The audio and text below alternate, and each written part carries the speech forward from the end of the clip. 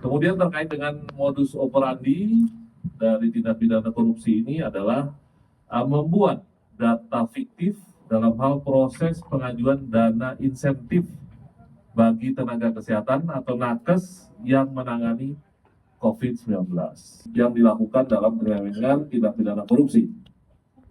Kemudian saya ingin menyampaikan terkait dengan uraian singkat kejadian terkait penyelenggaraan dana korupsi ini, yaitu telah terjadi tindak pidana korupsi penyelenggaraan dana anggaran insentif tenaga kesehatan yang menangani COVID-19 pada UPTD RSUD Pelabuhan Ratu, Kabupaten Sukabumi, tahun anggaran 2020 dan tahun anggaran 2021, yang dilakukan oleh tersangka berinisial DP selaku pimpinan fasilitas kesehatan pelayanan dengan mengajukan nama-nama tenaga kesehatan yang tidak menangani pasien COVID-19 sebagai titipan untuk mendapatkan uang insentif bagi tenaga kesehatan yang menangani COVID-19 pada OPTD RSUD Pelabuhan Ratu,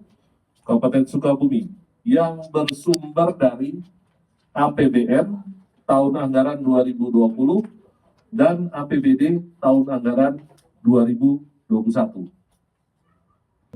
Dibantu oleh tersangka SR dan WB. Sehingga rekan-rekan dapat melihat bahwa saat ini ada 3 tersangka yang sudah ditetapkan tersangka oleh penyidik Ditkrimsus Polda Jawa Barat. Tenaga kesehatan diminta kembali untuk dikumpulkan dan kemudian dipergunakan untuk uang kas ruangan COVID-19 dibagi-bagikan kepada tenaga kesehatan dan non tenaga kesehatan pada UPTD RSUD Pelabuhan Ratu, Kabupaten Sukabumi, serta digunakan untuk kepentingan pribadi, sehingga tentunya tidak sesuai peraturan tahun 2020, yaitu peraturan keputusan Menteri Kesehatan ini nomor 278, kemudian ada juga nomor 447, kemudian keputusan Menteri Kesehatan nomor 392 dan keputusan Menteri Kesehatan nomor 2539. Ini yang tahun 2020. Keuangan negara yang nilai kerugiannya sebesar 5.400.550.763 rupiah. Ini berdasarkan laporan hasil audit dari perhitungan keuangan yang dilakukan oleh BPKP dan tahun 2021. UPTD RSUD Pelabuhan Ratu, Kabupaten Sukabumi. Alamatnya di Kota Bekasi. Kemudian yang kedua tersangka saudara SR.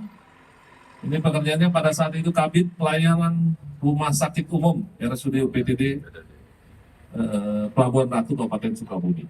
Alamat di Kota Sukabumi. Kemudian tersangka yang ketiga saudara WB ini Subkor Pelayanan dan Pembiayaan Kesehatan UPTD RSUD Pelabuhan Ratu, Kabupaten Sukabumi, beralamat di Kabupaten Sukabumi. Sehingga korbannya tentu negara atau pemerintah daerah Kabupaten Sukabumi.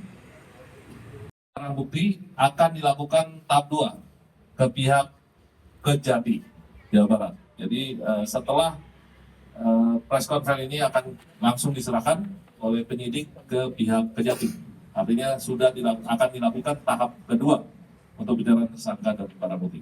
Demikian rekan-rekan yang saya sampaikan. Mungkin ada pertanyaan, saya persilakan.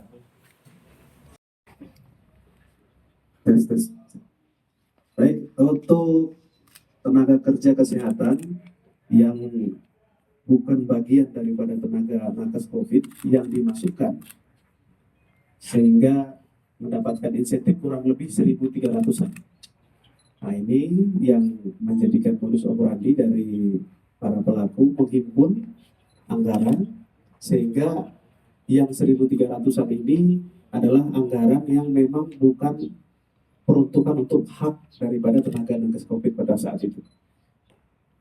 Rata-rata per orang di honorin berapa? Rata-rata per bulannya dihonorin berapa dari anggarannya itu? Per orang.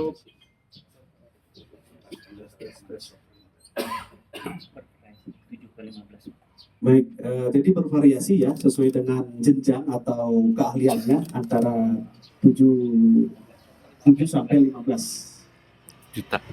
juta. Hasil penghitungan audit ya itu berhasil kita recovery aset sebanyak 4,8 miliar yang ini ada di depan kita. Kemudian kita juga masih melakukan tracing aset-aset lain dari para pelaku yang merupakan hasil daripada perbuatan pidana yang sudah dilakukan sebelumnya. Apakah ada hubungan? Dan di press release pada hari ini adalah pengembangan dari perkara pertama yang sudah pernah di press release kan, sehingga perkara ini juga akan berkembang ya sesuai dengan pendalaman yang dilakukan oleh para penyidik, baik itu dari pelaku yang terindikasi mungkin terlibat maupun hasil daripada tindak pidana yang sudah dilakukan sebelumnya. Nah,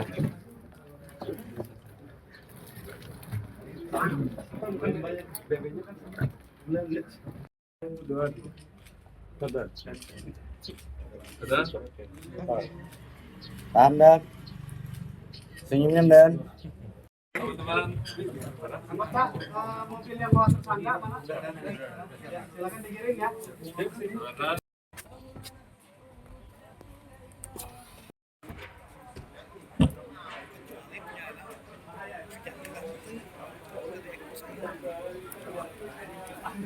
Bawa aja Jo.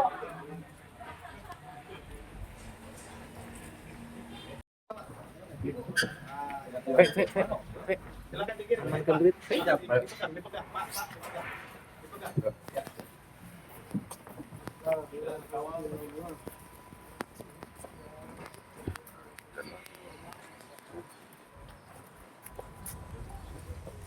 mana?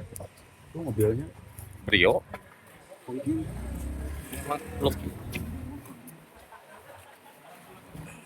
Sama truk. Anu truk. Maksudnya ke sebelah sini.